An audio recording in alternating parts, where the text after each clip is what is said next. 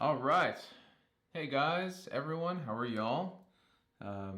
Looks like I'm live right about now. Awesome job. That's a weird way to say that. Awesome job to me, I guess. Okay, so we're going to be talking a little bit about brand message. This is something that a lot of people really struggle with, so we wanted to kind of touch base on it. Now, you will notice that it is just me today. Darian had to go about in her life and do things with work and whatnot. So let's start off. Oh, one thing I want to also mention is that this is not a end all. For example, Darian and I had a bit of an argument yesterday about what we should cover in this live, mainly because, well, this isn't meant to be an intensive or a master class. This isn't supposed to be 2.5 hours long or something. There is quite a bit that can go into it. There are multiple examples and case studies and things like that that we could present. I just felt like, you know what, let's give a general overview for those that don't know how to actually establish a brand message, or just aren't sure if their brand message is the correct one. Does that make sense?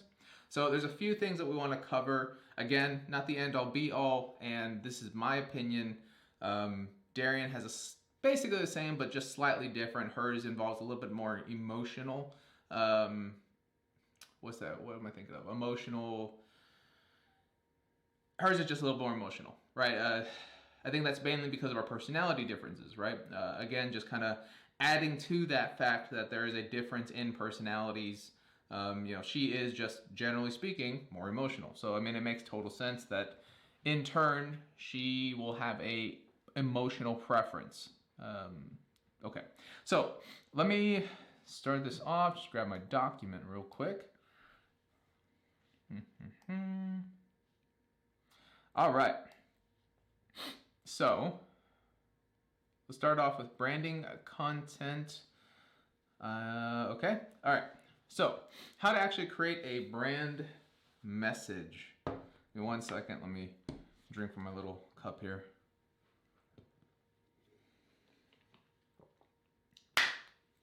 Okay. So how to actually create a brand message. Creating a brand message requires 3 key things as far as like general understandings or general principles. Again, we're going kind of the way of an overview. Number 1, you need to focus on who to sell to. So that's where the PDA method is going to come into effect. Personality, demographics, and your avatar. Personality being the general personality traits of your customers. Now, technically, we have 4.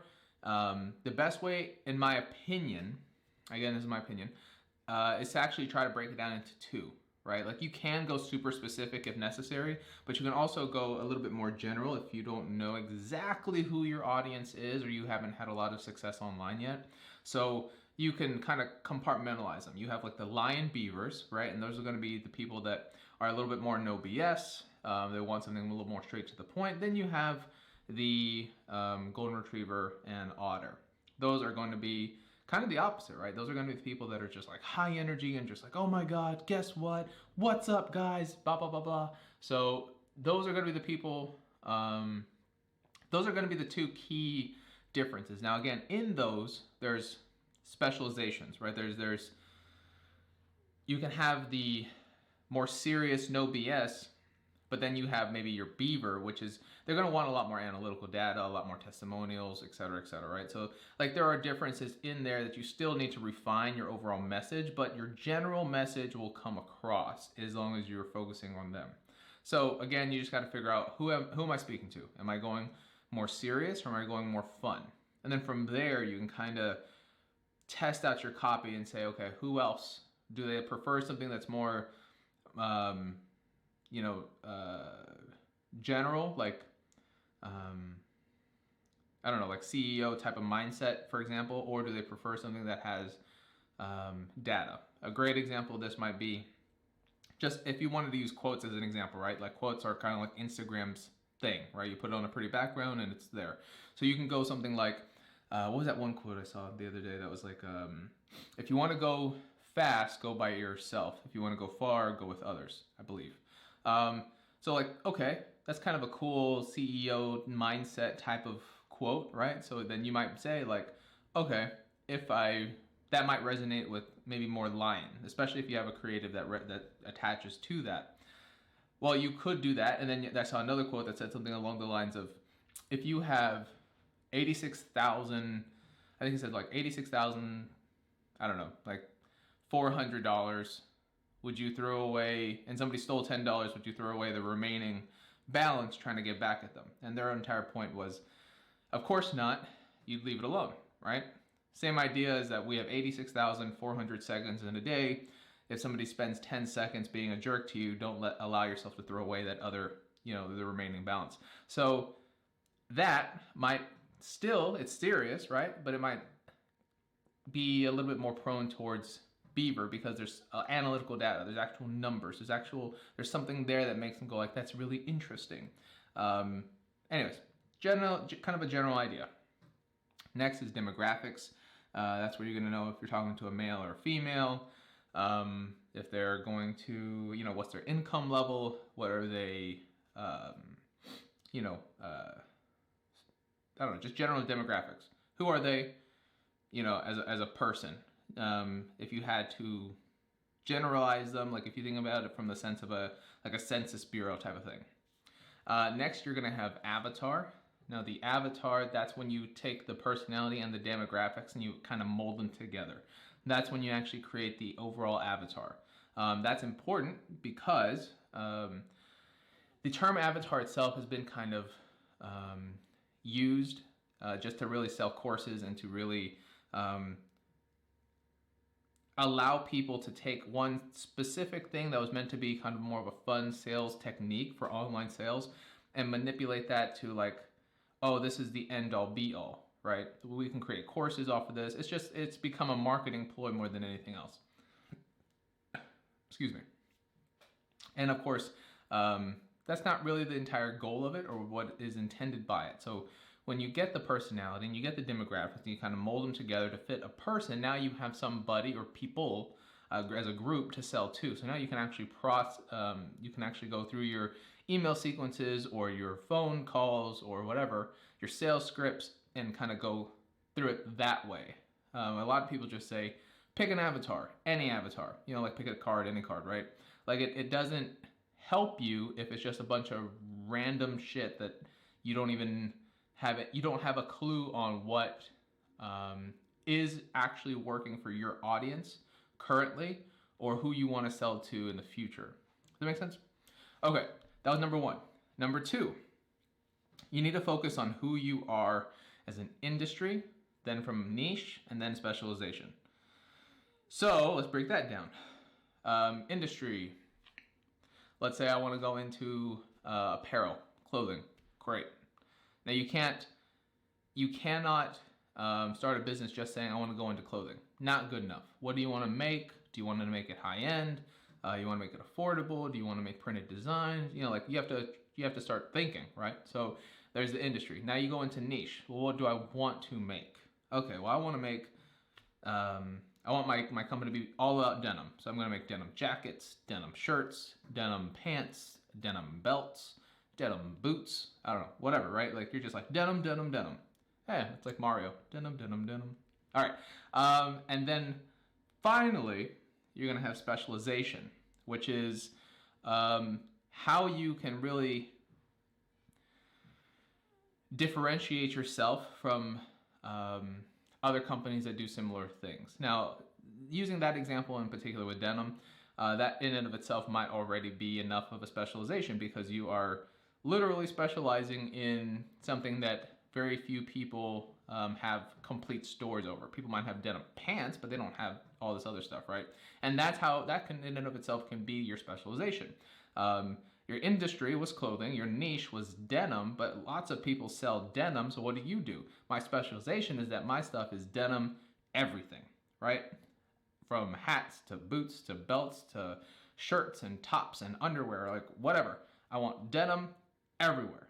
Okay, well there you go. There's your specialization. There's your the thing that makes you different than the vast majority. Because remember, when I say these things, you got to take everything with a little bit of grain of salt, right? Like I remember I heard the other day a guy go, you know what? Forget it. You don't have to keep a schedule to your postings. I think he was talking about YouTube videos or Instagram videos or something like that. I was listening to him, and he's like, never, you shouldn't be doing that. You need to be worrying about content and producing good quality content, blah, blah, blah, blah, blah, blah, blah. Talking out his ass. And then as you're actually listening though, because in my mind, I'm thinking like, man, you know what? That guy makes sense. Maybe I should take my time, but you know what? As an entrepreneur and somebody that's doing kind of a solo thing, well, not solo because it's like a duo thing because with Darian, right? But we only have so much time. We have a son, we have a business, she has additional duties and she's in the military. There's a lot of things to this that we only have so much time in a day. And yes, we have VAs and assistants and things like that to help, but we're trying to kind of ensure that everybody is well taken care of, including ourselves, including our son. So by doing that, again, we have limited time, like relatively limited time. So listening to this guy, I was like, man, that makes total sense. Maybe we should be thinking, instead of producing content every week and going live, we should be maybe doing one live every month and then like making it really awesome, blah, blah, blah. And that is something we're trying to figure out, right? We're trying to figure out how our business moves and grooves. Part of that is because we've had to rebrand 2 or 3 different times as we've grown, as we've learned things. So it's a little bit more difficult than starting completely over, right? Anyways, long story short, because I'm sure many of you also relate to that. The point to that story was that, dang it. I wish Darian was here so she could tell me what my point to that story was. What was I talking about? I was talking about, we're a duo, rebranding, talking about specialization. Okay, yeah. So the guy was talking, and then at the end, he's just like, yeah, so you want to be producing content. Oh, Jesus Christ. All right. So, people are gardening. I don't mean to say Jesus Christ, because you know what? Those, I almost cursed. Those freaking guys work their ass off, right? My dad comes from labor, so, I've done labor. My dad's worked, almost 30 years in construction, rain, sleet, snow, so I'm going to take that back. If they're ruining the audio for you, like, I'm sorry, people got to work. Anyways, my point to that was that, oh, damn it, I lost it again. What was the point? Okay. So he said, he goes, so do all that, right? Don't worry about time. Don't worry about this. And then at the end, he's like, yeah, so that's why, it's so simple and so easy. No problems at all. Anyone can do this. Anyone should be following this. He's like, and just, make sure that you're producing content like when you got the opportunity to. So, just make sure it's at least once a week and that you're, putting out 20 to 30 minutes of edited video. And that's it, man. And it's just like, bro, that's not what you're saying. We as marketers forget that regular people have other jobs, have other things going on in their lives. So when we give generalizations like that, because we like to think like, oh, look at me, I'm just so easy and going and no problems. It's screwing up everybody else because we're forgetting to tell them that there is work involved, right? So when he says that, a lot of people are going to turn that podcast off.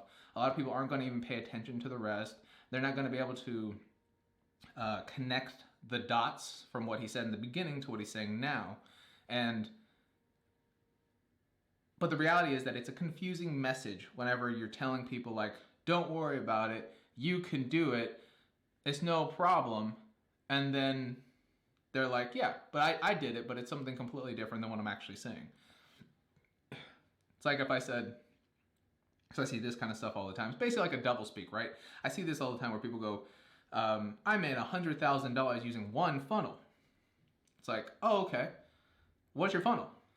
Right? Like you imagine a step, right? And they're like, oh, Well, so I get them from here to here, then I get them from here to here, then I have a master class, then I talk to them, I do sales calls. From there, they give me $100. From there, I want to go here, here, here. I have about 1,000 people I need to contact. I have 6 sales reps.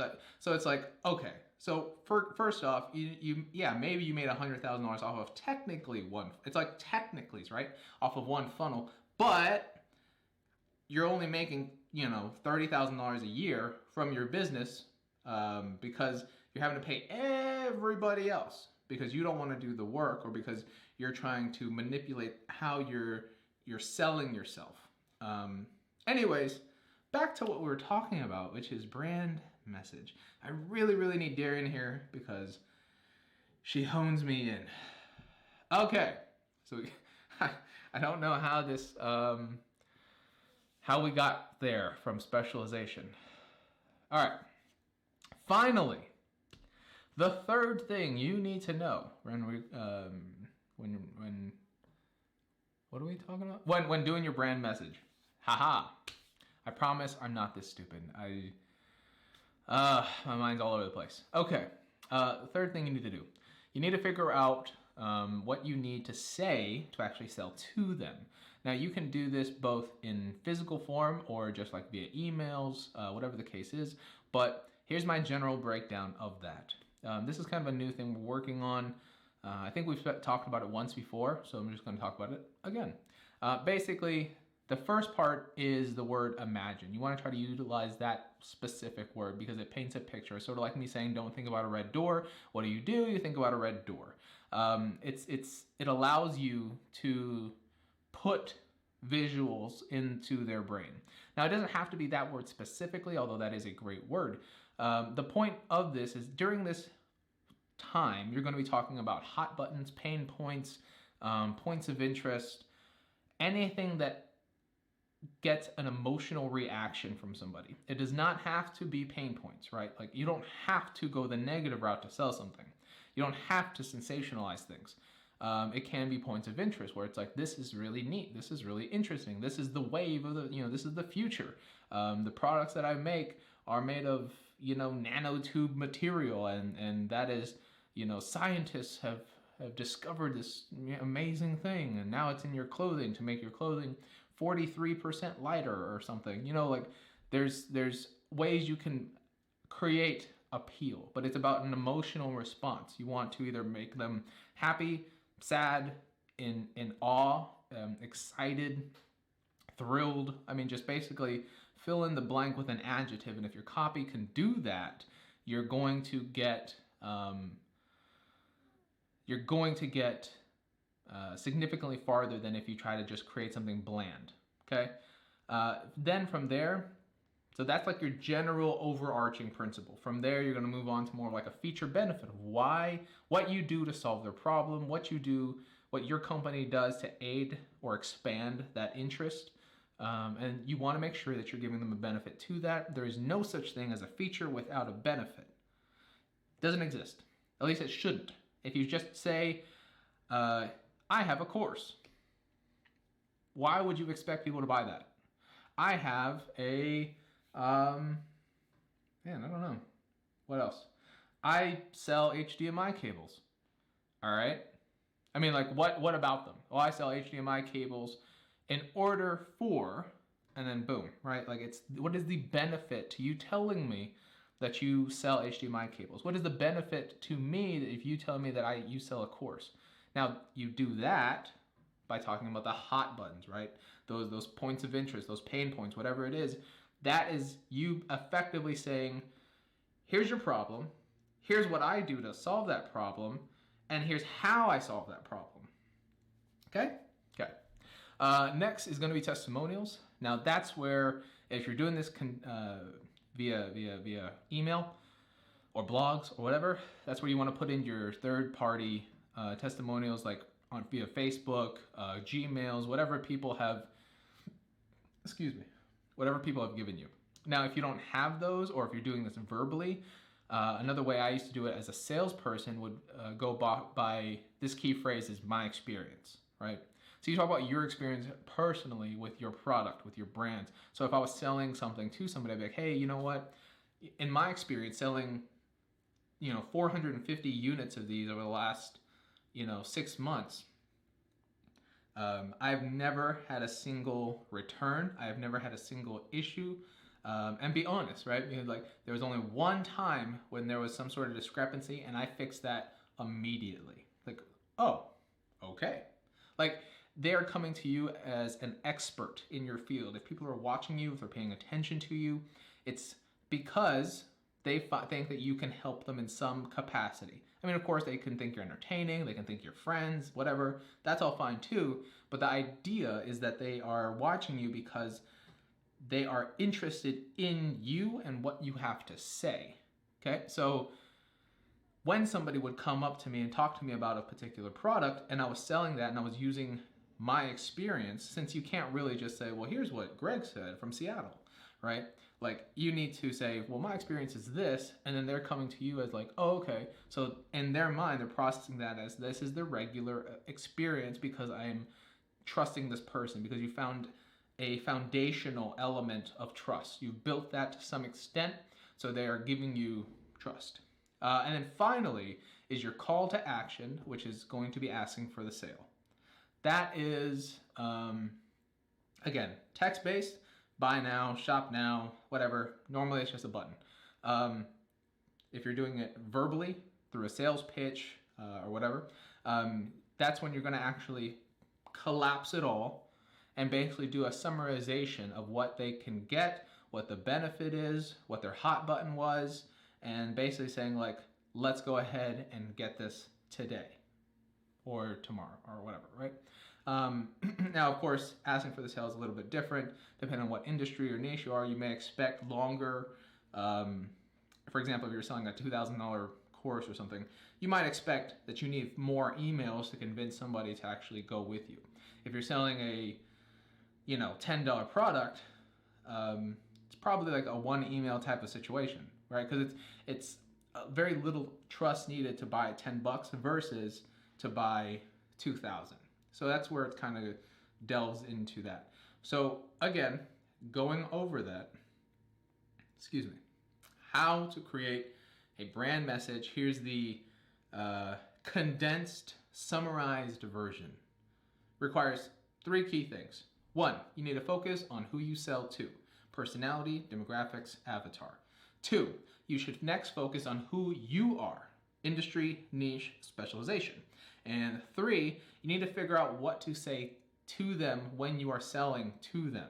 You need to use your hot buttons or pain points or points of interest. Use that word imagine.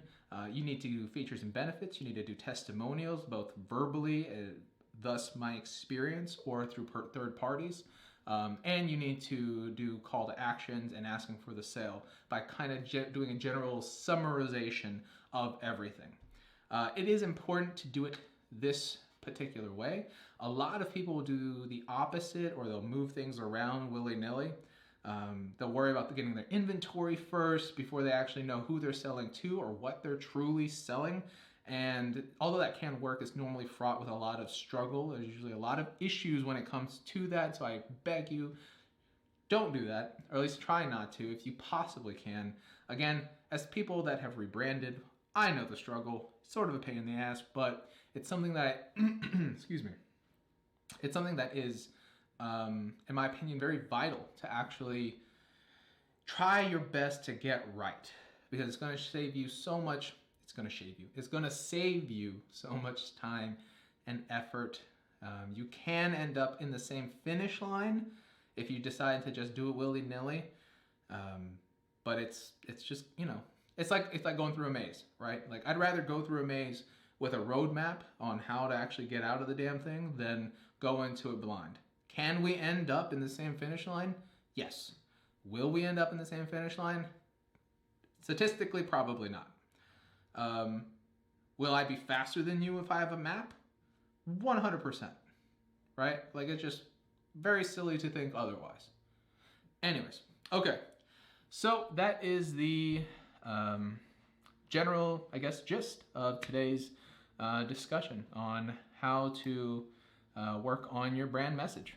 I appreciate your time and your patience. I hope to hear from you. If you have any questions, concerns, comments, you want to talk about it a little bit more, please feel free to message us, DM us, whatever you need. We are here once again.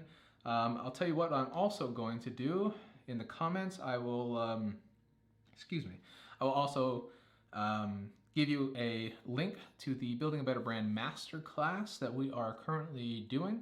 That is a really great class. A lot of you have already watched it and sent us emails praising it. You get a free 50-page editable workbook on top of that. So, you know, if it's something that you're interested in, if you heard this and you said, wow, you know, these are things I hadn't thought of before, I didn't know before, we go over this and a lot more in the Building a Better Brand Masterclass. So thanks again, everyone. I appreciate your time, your patience, and your energy. And I guess I will see you on the other side. Have a great one.